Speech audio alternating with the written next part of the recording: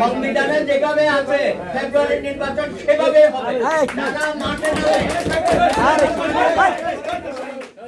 মাঠে নেমে অযথা বিশৃঙ্খলা করছেন। আমাদের যে জাতীয় ঐক্য তৈরি হয়েছে সেখানে বিভেদ করছেন। আজকে যে বলা হচ্ছে দেশে বিদেশে ষড়যন্ত্র, আমাদের বিদেশে কোনো ষড়যন্ত্র হচ্ছে না।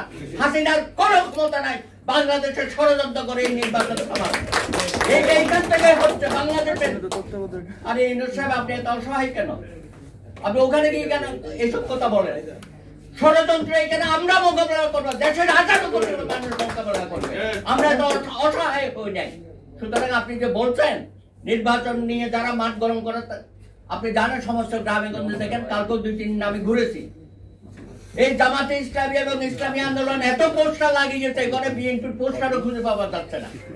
মানে আমাদের থেকে তারা অনেক দূরে গিয়ে গেছে পোস্টারের ক্ষেত্রে, তলে তলে সবই হয়ে যাচ্ছে। আর